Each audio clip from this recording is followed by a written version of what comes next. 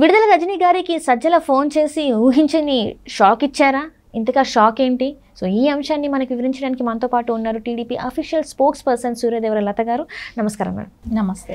మరి ఇప్పుడు సజ్జల గారు అయితే విడుదల రజనీ గారికి ఫోన్ చేసి ఒక ఊహించని షాక్ ఇచ్చారని చెప్పేసి మనకు వార్తలు ఉన్నాయి. సో ఇందులో అంటే ఊహించని షాక్ అంటే అది ఎలాంటి షాక్ అయి ఉంటుంది? ఎందుకంటే ఆవిడ మీద ఎక్కువ భారం పెడదామని ఆలోచనలో ఉన్నట్టున్నారు సజ్జల. ఎందుకంటే మనం చూసాం ఆవిడ అక్కడ ఇక్కడ జంపింగ్లు చేసుకుంటూ వెళ్ళారు వైసీపీకి. ఫ్రమ్ ద బిగినింగ్ తెలుగుదేశంకి వచ్చినప్పుడు నేను నారా చంద్రబాబు నాయుడు గారి నాటిన మొక్కని అని ఎన్నో నీతి వాక్యాలు చెప్పారు. నేను ఈరోజు ఈ స్థాయిలో నేను ఉన్నానంటేను అది ఇదే చాలా నీతి వాక్యాలు చెప్పారు. కానీ ఆవిడ చెప్పింది ఒకటి చేసింది ఒకటి లాగా ఆఖరికి అంటే ఆవిడకంటే ఫస్ట్ నుంచి రాజకీయాల్లో ఉన్న వాళ్ళకి సీట్ ఇవ్వాల్సిన అవసరం ఉంటుంది కదా. సో ఆవిడ వచ్చిందే కొత్త, ఓపిక ఉండాలి. సో ఓపిక లేదు, తర్వాత నాకు సీట్ ఇవ్వలేదు అని ఇది చిలకలూరుపేటలో తనకు సీట్ కావాలని అడగటం, అక్కడ ఇవ్వలేని అనటం బాబు గారు కానివ్వండి, తన పార్టీ మారిపోవటం, వెళ్ళి వైసీపీలో జాయిన్ అవ్వటం, సజ్జల గారు ఎంకరేజ్మెంట్ ఉంటుందో తను ఖచ్చితంగా మళ్ళీ అక్కడ మినిస్టర్గా కూడా 2022 నుంచి మినిస్టర్గా కూడా ఉండటం కూడా జరిగింది. సరే చిలకలూరుపేటలో పెద్ద మెజారిటీ ఏం కాదు కానీ చిన్న మెజారిటీతోనే గెలిచారు. గెలిచిన తర్వాత మినిస్టర్గా ఉన్నప్పుడు కూడా తను ఏ రకంగానో ఆరోగ్యం గురించే కానీ విద్య గురించే కానీ మినిస్టర్ పోస్టులు అయితే చాలా ఉన్నాయి కానీ ఆవిడకి ఏ ఒక్క ఇది కూడా ఏ ఒక్క దీనికి కూడా ఆవిడ ఎక్కడా కూడా మెడికల్ పరంగా ఎక్కడా అభివృద్ధి లేదు. సరే ఇప్పటికైనా మనం చూస్తున్నాం కదా ఆంధ్రప్రదేశ్లో ఎవరైనా ట్రీట్మెంట్ తీసుకునేటట్టున్నారు. అట్లీస్ట్ టెస్ట్లకు కూడా చేయించుకోవట్లేదు ఆంధ్రప్రదేశ్లో. అందరూ హైదరాబాద్ బాటపట్టమో చెన్నై వెళ్ళటమో ఇంకా అటు పక్క ఉంటే బెంగళూరు వెళ్ళటమో ఇలా వెళ్ళిపోతారే కానీ అట్లీస్ట్ టెస్ట్లు కూడా చేసుకోవట్లేదు. మెడికల్ పరంగా అంత ఘోరంగా ఉంది. సో ఈవిడ ఈవిడ వచ్చిన తర్వాత ఏమైనా అభివృద్ధి చేసిందా, ఏమైనా జరిగిందా అంటే ఏం లేదు. సెల్ఫ్గా ఆవిడకి ఎట్లాగంటే సెల్ఫ్ ప్రచారం ఇష్టం అనమాట. ఏంటంటే అదే కొంతమంది యువకులకి వెహికల్స్ కొనివ్వటం, వాళ్ళని ఈవిడ పోస్టులు పెట్టడం అనమాట. అసలు ఇంకా రావులమ్మ స్టైల్లో పాటలు పెట్టడం, వసే రాములమ్మ పోస్టులు పెట్టడం, ఈవిడేదో ప్రోగ్రామ్స్ చేస్తున్నట్టు. ఇంకా మొత్తం ఇంకా ఒక సోషల్ మీడియాలో ఈవిడే అంటే ఏపీలో ఇంకో మహిళ కన్నా కూడా రోజాకి ఈక్వల్గా సోషల్ మీడియాని తనకన్నా ఎక్కువ డామినేట్ చేసిందని చెప్పచ్చు. విడుదల రజని ఆ రేంజ్లో తను చేసుకొచ్చింది. సరే దానికంతా కూడా తనకి పెద్దవాళ్ళ ఆశీర్వాదం ఉంది, దాని మూలాన అవన్నీ నడుపుకుంటా వచ్చింది. కానీ ఇప్పుడు సీటు గురించి ఆలోచిస్తే ఎందుకు తనకి సీటు గురించి ఎంపీకి వెళ్తుంది అని అంటే అక్కడ పెమ్మసాని గారిని తట్టుకోవటం కష్టమని అక్కడ క్యాండిడేట్ని మార్చి ఈవిని పెట్టాలనే ఆలోచనలో ఉన్నట్టున్నారని తెలుస్తుంది. అంటే అక్కడ కిలారి రోసయ్య గారిని పెట్టడం జరిగింది పెమ్మసాని గారికి వర్సెస్ కిలారి రోసయ్య. కానీ అక్కడ గెలిచే అవకాశం లేదు. ఆయనకి ఎప్పుడు కూడా మంచి ఆదరణ ఉంది ప్రజల్లో కానివ్వండి. దాని మూలన అక్కడ గెలిచే ఆస్కారం లేదు. కాబట్టి ఇంకా ఎవరిని పెట్టాలని అనుకుంటే ఈవిడ కొంచెం సోషల్ మీడియాలో ట్రెండ్ అయిన హీరోయిన్ లాగా ఉంటుంది కాబట్టి ఖచ్చితంగా ఈవిని తీసుకోవాలనే ఆలోచనతో తీసుకున్నట్టున్నారు. సరే ఎంత తీసుకున్నా కూడా ఏమైనా ఈవిడ నిరూపించుకుందా? మినిస్టర్గా ఉన్నప్పుడు ఏమైనా చేసిందా? చేస్తే తను ఏమైనా అంటే తన వర్క్లో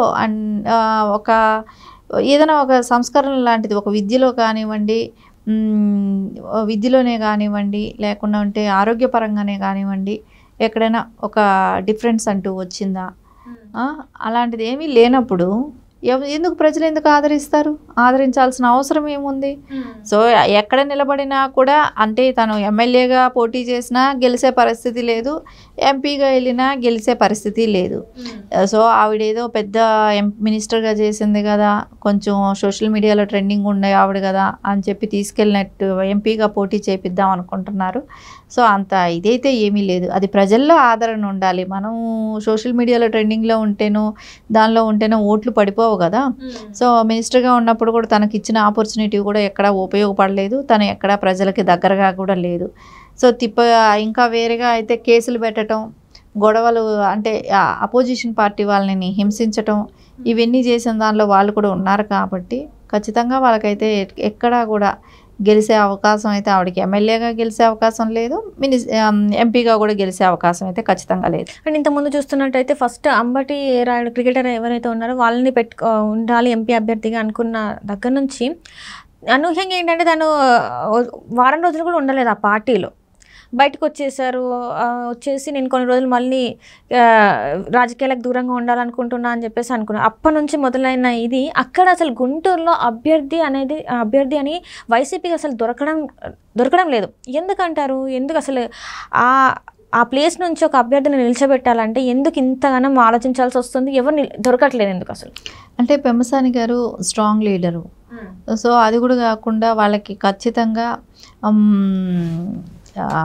పబ్లిక్ సపోర్టే కానివ్వండి, ఇప్పుడు ప్రజా వ్యతిరేకంగా ఉన్న ఎందుకంటే ఎక్కడ కూడా డెవలప్మెంట్ గుంటూరు అంటేనే రాజధాని, అమరావతి అంతా అదే సర్కిల్లో కూడా వస్తుంది కాబట్టి వాళ్ళకి అక్కడ అమరావతి పెరుగుంటే డెవలప్మెంట్ ఇంక ఈ పాటికి ఈ హైదరాబాద్ లాంటి నగరం అక్కడ కూడా తయారై ఉండేది కదా.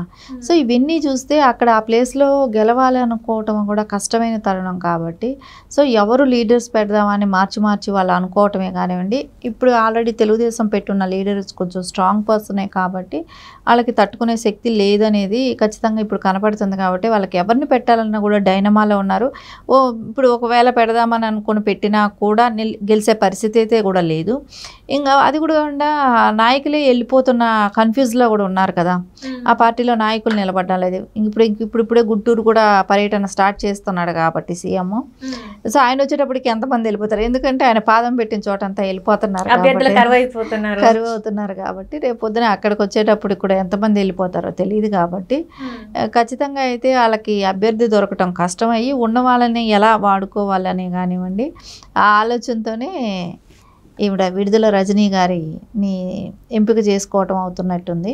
మరి తను ఓకే అనే అవకాశాలు ఉన్నాయంటారా? మరి తను ఒప్పుకునే అవకాశాలు ఉన్నాయంటారా? ఇప్పుడు అధిష్టానం ఏం చెప్తే అది చేయాలే కానీ నేను అది చేయను ఇచ్చేననే ఇది ఉండదు కదా. అంటే ఇప్పుడు కిలారి రోషయ్య గారు నేను చేయలేను, ఇక్కడ నుంచి పోటీ చేయలేనని తను కూడా చెప్పడం జరిగింది కదా. సో అధిష్టానం నిర్ణయించినా కూడా వాళ్ళ నిర్ణయానికి వీళ్ళు వ్యతిరేకిస్తున్నారు కదా. మరి తిను విడుదల రజనీ ఒప్పుకునే అవకాశం ఉందంటారా? అంటే ఫైనాన్షియల్గా కానీ అవన్నీ కూడా చూస్తారు కదా.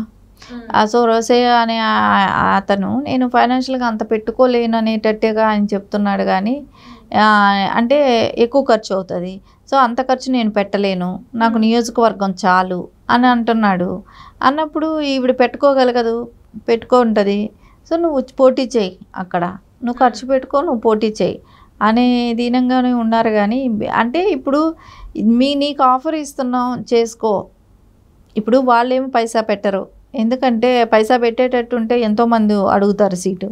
సో అక్కడ డబ్బులు వీళ్ళే ఖర్చు పెట్టుకోవాలి కాబట్టి సో క్యాండిడేట్ అంటే వీళ్ళు పెట్టాలి, ఏదైనా వాళ్ళు ఇస్తారు. కాకపోతే ఇక్కడ ఈవిడికైతే అవసరం లేదు కదా, ఈవిడే ఖర్చు పెట్టుకోగలదు కదా. సో అందుకని ఆవిడని పోటీ చేయమని అంటారు. అంటే ఏం లేదు అక్కడ వాళ్ళల్లో రోజా తర్వాత ఒక మహిళా లీడర్ చెప్పుకోదగ్గ లీడర్ ఎవరైనా ఉన్నారంటే ఇంకా ఆవిడే. ఎందుకంటే సోషల్ మీడియాలో ట్రెండింగ్ అవ్వటమే కానివ్వండి ఇవన్నీ అసలు యాక్చువల్లీ తెలుగుదేశంలో ఉన్నప్పుడే కొంచెం చంద్రబాబు నాయుడు గారు పెట్టిన మొక్క అని ఏ రోజైతే అయిందో కొంచెం ఆ పబ్లిసిటీ రావడం, తర్వాత ఇప్పుడైతే మరీను సోషల్ మీడియాను కుర్రాలను పెట్టుకొని ఆవిడ ఇంకా ఫుల్ ఆవిడ గురించి పాటలు పెట్టేసుకొని ఇచ్చేయటం చూస్తుంటే ఖచ్చితంగా అదేదో వర్కౌట్ అవుతుంది అనే ఆశలో ఉన్నారేమో వైసీపీ పార్టీ అని అనిపిస్తుంది. Right madam, right. Thank you so much madam. Thank you.